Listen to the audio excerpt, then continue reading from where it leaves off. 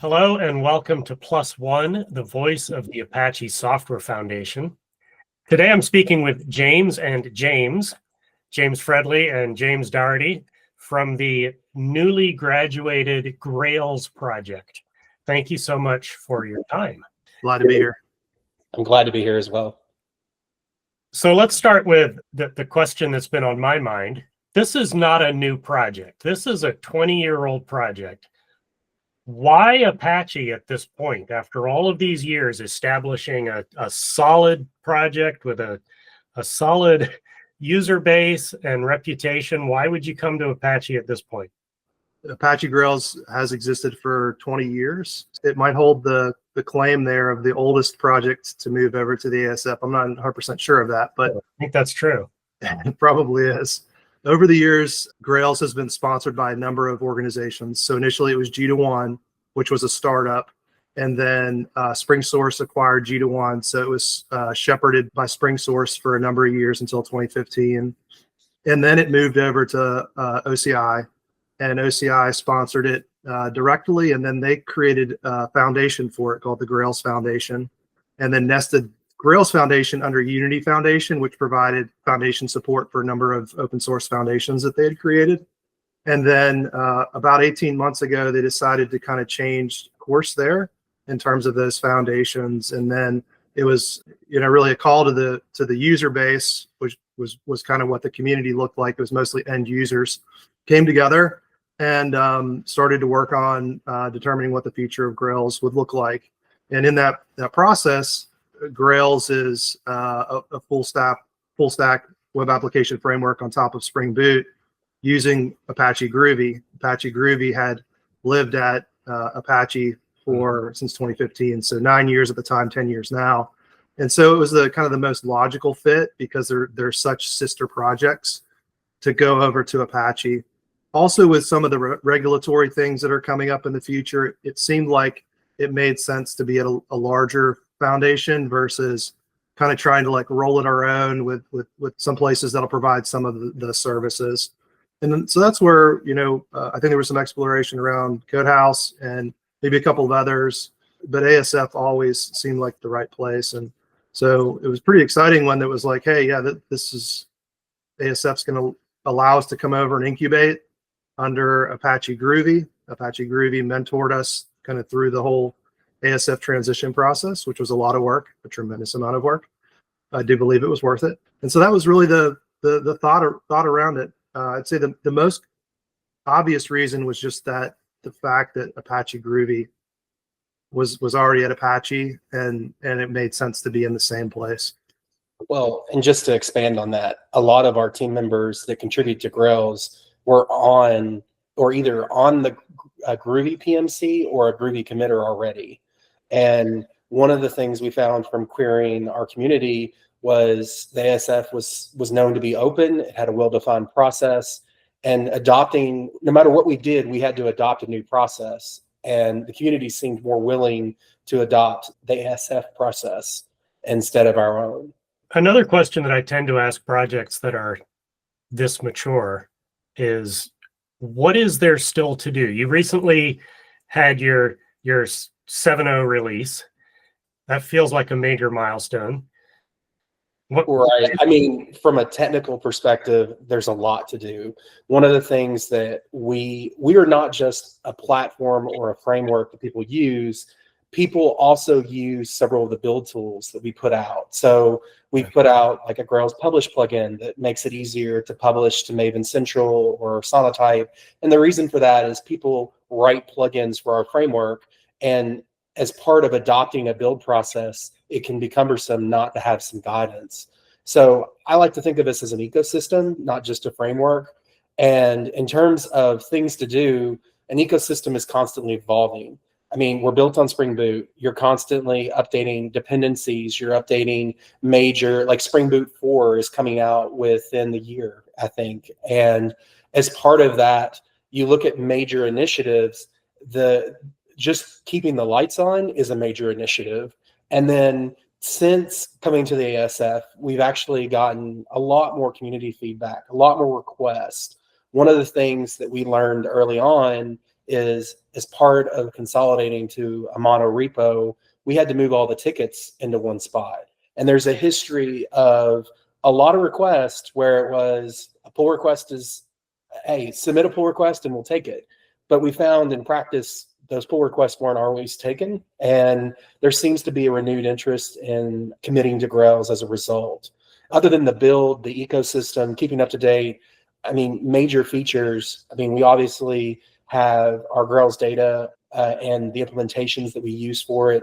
We'll have several, I guess, they call them ORMs, frameworks that were up and coming. I know there's a desire to support more and more in the community, but I mean, is there one thing? I mean, I can't think of one thing. I mean, the tickets that we have, we've really tried to reduce the number of tickets that have been opened, and the ones that are left, I mean, there are some just major features in there that need to be done.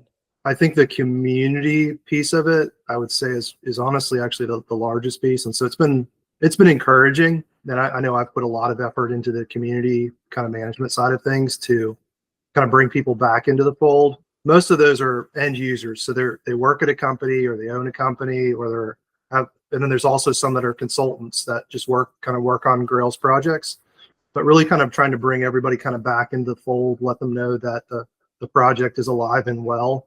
There was some concerns around stagnation, and there definitely were some concerns when there was a level of funding pooled around future development. But I think all of that's worked out in the end, because there's been a group of us kind of joined in and volunteered. 30 people contributed to the Grails 7 release, which is probably 6 times any release in the prior 5-year period. That's fantastic. And the majority of that work was by a small number of that 30. I think that's a reality for most open source projects, but to have 30 in there is massive. And then, we just did another release over the weekend. There was 1 or 2 new people that weren't part of that 30 that contributed. And so I think that starts to show that we're beginning to get the flywheel, the open source flywheel, to start to function around the project. Previously, it was always like single organization led. Even when it was put into a foundation, it was still largely single organization led. And now it's more of a collective community with vendor neutrality. And so, like I said, I think that community piece is huge. For us, there were a few things we couldn't complete in 7. There's probably 5,000 or 6,000 collective hours into it. There's like 2,000 commits. I mean, it got a little out of hand how much effort it took to get us to 7 and to get us up to speed on the Apache way processes. But as we move to 8 for us will be based on Spring Boot 4 and on Spring Framework 7. And there's a couple of things we didn't get to for 7 that we need to work on for 8. So Hibernate, we're going to move up to Hibernate 6.6 or all the way to 7. The nice thing is if we go to 7, Hibernate relicensed. So they went through the process to relicense from LGPL all the way over to Apache 2. And they reached out to every contributor of every line of code in Hibernate to relicense, which I can't even imagine how hard that was, but they did get that done. So that's going to be big. And then we have a CLI, and the CLI, there just wasn't time to update a couple of those dependencies. It got deprecated and removed kind of all at once. And there were some use cases that everyone loves in Grails. So we kind of resurrected it. I participated largely in that process to resurrect it, bring it back. So we brought it back in 6. It's there in 7. And we'll have to figure out kind of exactly how we want to approach that for 8. But those are kind of like 2 of the things that we didn't get to in 7 that we'll get to in 8. And then with 8, I mean, it's going to be a brand new version of Spring Boot, brand new version of Spring Framework. It'll also be a Jakarta EE 11 instead of 10. And so kind of getting up to speed on all of those standards is going to be some additional effort for us. We kind of talk about what was our biggest hurdle. There was a major change in the Java ecosystem a couple of years ago with the transition from Java X to Jakarta. Mm-hmm. And being an ecosystem, you kind of had to wait. You didn't have to, but Grails' approach was, let's await for everyone to get on Jakarta before we go to Jakarta. But what that meant for Grails 7 was suddenly you had a huge uphill battle that it was do everything. And honestly, one of the reasons Grails 7 took so long to release was, we would fix one set of dependencies and then we'd realize, oh, there's another one. We'd have a new language. We went from Groovy 3 to Groovy 4. We'd have a new platform. It would just, everything was just compounded. And if I ever have to do this again, incremental changes are our friend. Tell me a little bit more about your release publishing process. And this is of particular interest to the larger Apache conversation, because as you know, and as I just did an interview with Dave about the work that the tooling group is doing around releases. So tell me something about this. I kind of have a personal motto that if I'm going to do something a lot, I'm going to automate it.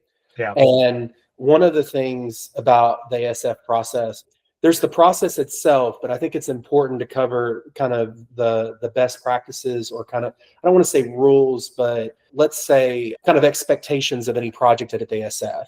I mean, one of the things that we had to do early on is we had to make sure all of our code was consistent license, chose the right category A license or B license, as the ASF would call, and make sure there's no category X licenses.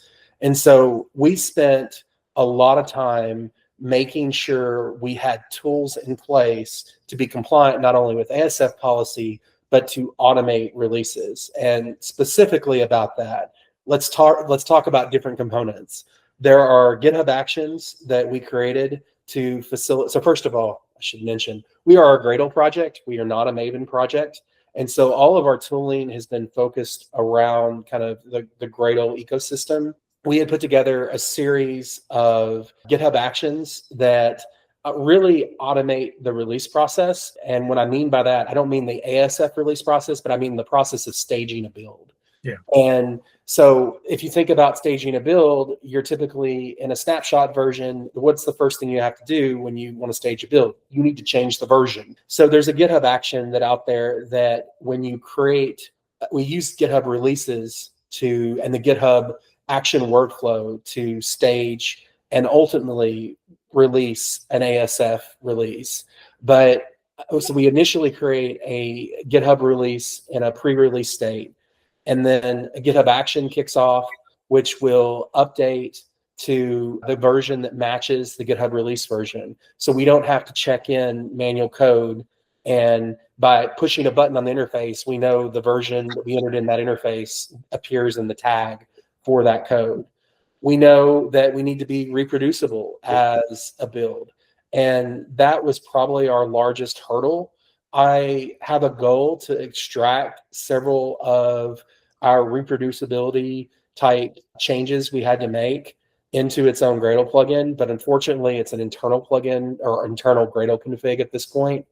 We build in GitHub action after the version is changed. We then will zip up a source release. We build with a consistent date using a source date. I think it's Epicot or Epic. The initial guidance was really given by ASF security of, hey, if you want to use an untrusted platform, you need to be able to build in that platform, and then you need to be able to verify it separately. So one of the things we did next was, okay, we can stage automatically from GitHub actions. So we zip up the source files after they're built, and we can then call a vote. We don't have a lot of post automation after the vote because ASF rules say that we were not allowed to. We're hoping that going forward, when we can take advantage of the tooling project, we can add further levels of automation. A good example is you have to move the build file from a dev or a staging area to a release area. Historically, we were told that was done manually. It is done manually still on our project, but there's a script that helps you move that. I mean, everything we do, we just realized early on that there's so many checkboxes, so many steps as part of the SF release that we kept making mistakes. And so every time we made a mistake, we either added a placeholder in the GitHub action workflow or we automated it. Most of the places that we put placeholders were really because ASF policy doesn't allow us to automate that. And the tooling project is promising for us because we should be able to circle back and handle that. some examples, some other components, I guess, to the process. We wrote a wrapper, a Gradle wrapper plugin that really takes several Gradle plugins to facilitate easier publishing logic. We called it Grails Publish. We released it separately from Grails. It's called Grails only because our project is called Grails. There's not really anything specific to Grails about that project. And what that allows you to do is there's a lot of boilerplate to configure publishing, whether it be to Nexus, whether it be to Maven Central now, whether it be to Artifactory, whether it be to Sonatype. Internally, the ASF uses Sonatype, so we just use our own plugin to publish to Sonatype. And as part of that workflow, it also has an approval. So rather than going into repository.apache.org and saying, here's my artifacts to upload, the publish plugin is responsible for putting those artifacts in the staging repository. Rather than going after the vote and clicking approve, we have a Gradle command that we can run that will connect and effectively approve the move from staging to release. Unfortunately, some of those steps we can't put in the GitHub action, and it's only by policy. We're hoping longer term we can. Other examples is we produce documentation as part of our staging process. The actual publish of that documentation occurs via GitHub action that is responsible for checking out like the GitHub Pages branch and pushing to it. Every time we encountered a paper cut, we fix that paper cut so that we can effectively stage a release in about 20 minutes. And it's really like 2 or 3 minutes of being heavily involved. We also did, in terms of verification, we realized early on that there's a lot to kind of verify as part of a process. Did you sign these jars? Did you include license files? Did you include notice file? Did you include, just there's all this laundry list of things that the ASF really prefers. So what we did is we wrote a script, and every time we were told, hey, this file, every file should have a license text file in it. Every file should have a notice in it. It goes and downloads every single jar file in the staging repository and verifies not only its signature, verifies all those files are present, and verifies that there's not a snapshot version, for an example, that was included in a POM. So there's a level of testing that happened as a result of coming to the ASF that I don't think Grails ever had before. We produce an SBOM now that gets included in our jar files. We say that we're an enterprise, I guess, platform or framework. We want to make sure that that is reflected in our release process.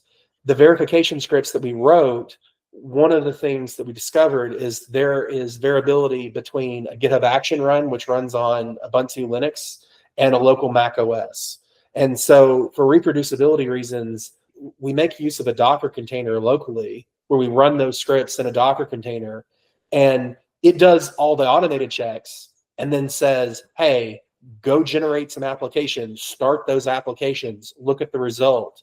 What this means for people that do a Grails release, when we're signing off on a vote, we know that we're compliant with all the ASF policy because there's literally an automated check for it. We know that the build is not broken, all the tests have passed. We know that everything's been signed. We know that an SBOM has been produced, and we know what vulnerabilities, if we have any, are out there. So what that means for an end user is you can point to the staging repository, quickly upgrade your application, do all those automated checks as well, and you've done almost a full regression test on Grails at that point, which is a pretty, I think it's a pretty large accomplishment. Grails is a huge project.